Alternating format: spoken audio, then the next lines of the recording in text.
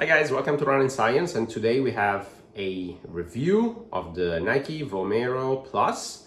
I've run almost 100 miles in this shoe by now, and I'm ready to tell you my biased but completely unbiased opinion on this shoe. Now I know this is going to be controversial. Why do I say that? Because Nike shoes always are controversial. A few years ago, I said it in a Reddit post that Nike has the best PBA foam out there in the market, and I was accused of being a Nike fanboy. On the other hand, when I send out reviews of Nike shoes that are not completely positive, I always get downvoted to hell because there's a lot of people that likes Nike. That's a fact. So for this reason, I'm gonna try to be unbiased. I'm gonna tell you pros and cons of this shoe from a purely unbiased standpoint. I am a scientist, I'll try to do that. But also I will tell you the most biased opinion, and I will make sure to differentiate between the two, okay? So let's start with the good stuff. Let's start with a completely unbiased opinion of the midsole. Okay, this is a full slab of Zoom X. This is a full slab of P-backs, premium foam. There's no carrier foam here. It is fantastic. It's exactly what we would expect from Nike Zoom X and nothing else. Okay, this midsole here is just magic. It's responsive, it feels soft, it has a good sinking feeling, but it is not soft. It's not one of those super squishy foam that feels unstable. In fact, this is very stable. Not a stability shoe, but it's very stable. But this shoe is just, the foam in this shoe is just fantastic. I keep saying it, Nike PBA is the best PBA that you can buy. Now, other brands have caught up, especially the super critical P-backs that you find in, for example, ASICS and Puma. I will do a deep dive on foam chemistry shortly. I'm a chemist by training, so I will do that, and we'll go into the details of what it means. This is not super critical, but it feels like it. As usual, Nike has the best PBA around there. No questions about it. So the midsole is fantastic. Now let's talk about the other good thing. The upper is very premium. This is the plus version, right? There is a Vomero 18 out there, which is very good, but it's not as good as this. This is $20 more, and it's worth the money. Super foam down here, 100% super foam, and premium material in the upper. The upper is nice and smooth, it's breathable. It's padded where it needs to be padded. Down here at the heel is a good padding, not too much, not too heavy. And most importantly, they removed all those plastic or TPU things that they put in the Vomero that ultimately gave me so much trouble. I couldn't run in the Vomero because of it. I'm sensitive to uppers. If uppers have a lot of stuff, especially hard and plastic stuff, I have blisters issue. This one doesn't give me any issue. This upper is fantastic. It's streamlined. This is perfectly good. Okay. Now let's go to something that is so-so. Not necessarily negative, but so-so. The outsole. The outsole is decent. It's not one of those top outsole out there. It's not Puma grip. It's not Goodyear. It's not Continental / light traction. This is the same stuff that you would expect from most running brand right now. If you run in the rain, it's fine. You won't fall for it. But does not give you that sensation that you can take a turn at 200 miles an hour with heavy rain that Puma grip does. But this is okay. Okay, this is the same stuff that you would expect in a ASICS or Saucony or any brand that has decent outsole out there. So nothing to shout about. It's fine. Now, the other thing that I don't particularly like of this shoe, it's in the upper. As I said, the upper is good. But there's one thing that is not so good, and that's the tongue. The tongue is not gusseted, okay? And for an $180 shoe, that's a mistake, in my opinion. And also, the padding on the tongue is comically thick. And it's not a good padding. It's not one of those responsive padding foam that you have here at the back. And some shoes have those, and those are fine. This one is not. This is soft in the wrong way, because then the laces bite into it, so it doesn't really help that much. It only adds volume for no reason. I think the reason was that since this tongue is not gusseted, such a thick padding helps with movement, okay, and that works. But then the laces bite into it, and that actually adds volume, which makes the laces a little short. They're not comically short, they're not comically long, they're good laces, but they're a tad short. Not because the laces are short, but because the tongue is too padded. And it's padded in the wrong way. So like I said, this is comically padded because it's a padding that you don't find in many shoes, and it's a padding that doesn't really work.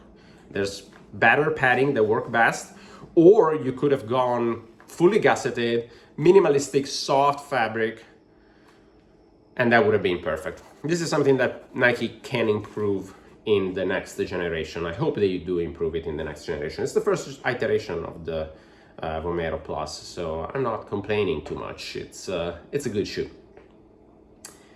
Now let's talk about bias, okay? Let's talk about how does it ride, and then we're gonna go comparison. I'll keep it nice and short. Now this shoe runs fantastic to me. Here's the caveat: I don't like max cushion shoes, okay? So this shoe is definitely a max cushion shoe, okay? I know some people will use it as a daily trainer, and this is perfectly fine as a daily trainer for people that like max cushion shoe. For me, this is a max cushion shoe. This is a shoe that you want to bring out during your long runs. This is a shoe that you want to bring out during your recovery runs. It's PIBA, it's very responsive, so you can run workout in it. I personally wouldn't. It's a little bit too heavy. It's a little bit less nimble than what I personally like. But as I said, I know that some people will love this even for workout. I know that some people will love it for marathon training, marathon pace, and even for the marathon itself. It's plenty of comfort, will bring you to the end of your marathon, no questions asked. As a matter of personal preference, it's not what I like. I really like it only for recovery and long runs where I don't have to push the pace. My personal opinion, okay? I know that you can push the pace in these. Very much so, okay? Now let's talk about comparison, because I will tell you a little bit more about the performance of this shoe by comparing it to other max cushion shoes. Now this, to me, is in the podium of best max cushion shoes out there. Now, the top spot on the podium is taken by the ASICS Superblast. Why? Because I don't like max cushion shoes, and the ASICS Superblast is really not a max cushion shoes. The stack is that of the max cushion shoe, but the feeling is not. That is so light, so nimble, that you can use it every day. You can use it for marathon, you can use it for marathon training. In fact, it's the only max cushion shoe that I used for a full marathon. I wouldn't use this, I know, although plenty of people will use it and will be happy with it. The Superblast is more of a tempo trainer compared to this. It's much lighter, it's much more responsive, but really they're two different purposes. This one is your cruiser, that one is jack of all trades.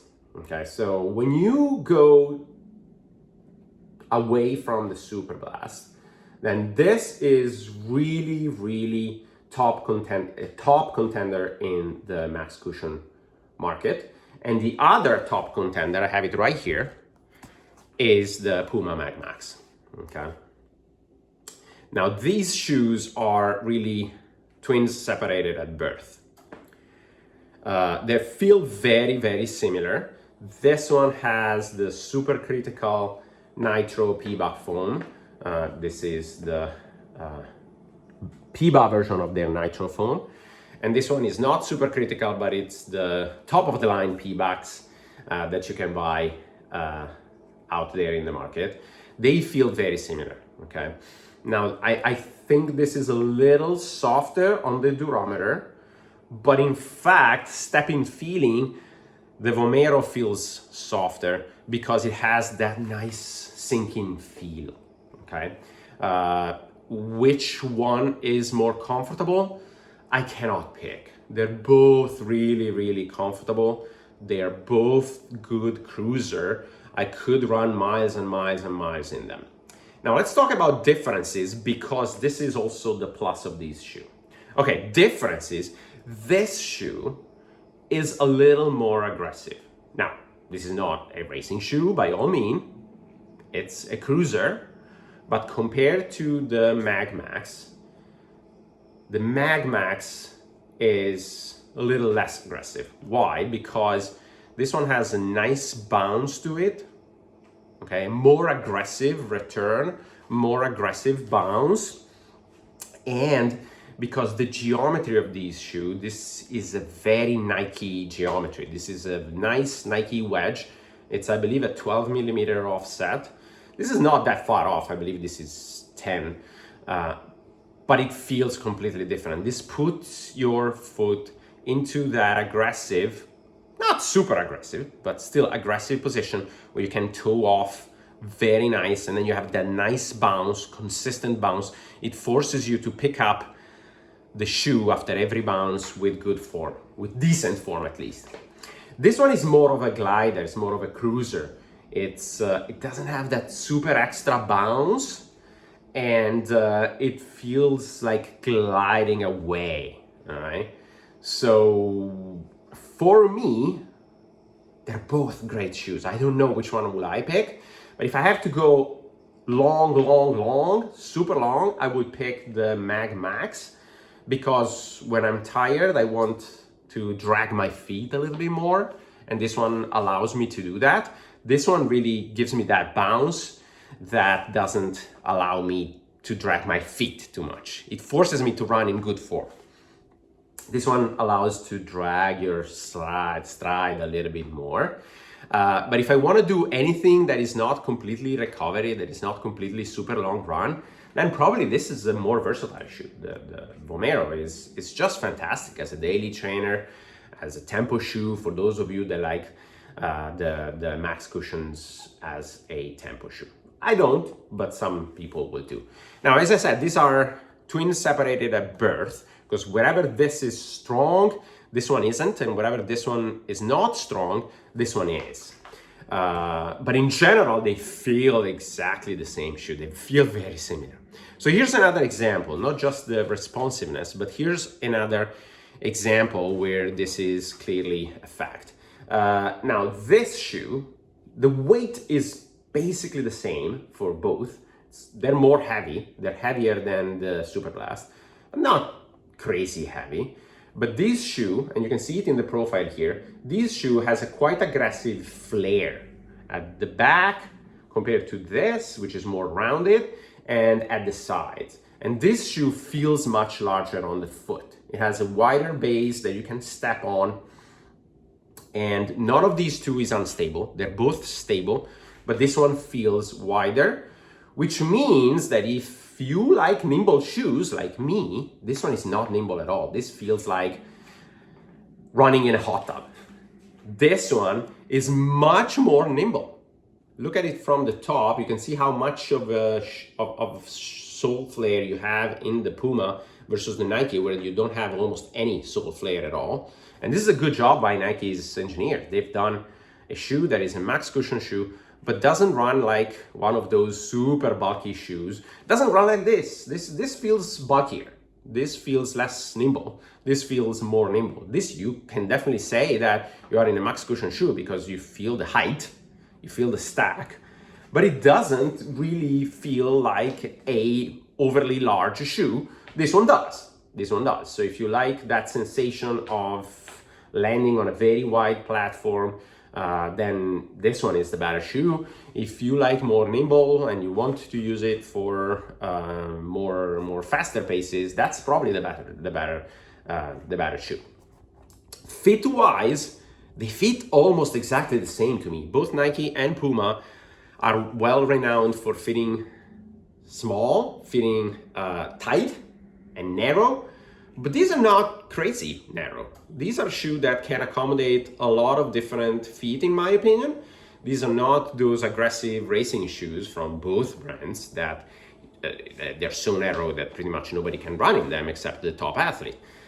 These feels almost exactly the same in terms of fit to me. Now, as I said before, the tongue in this is comically padded. The tongue in this is fantastic. It's probably the best tongue that I've seen in a max cushion shoe. It's nice and soft. It's fully gusseted.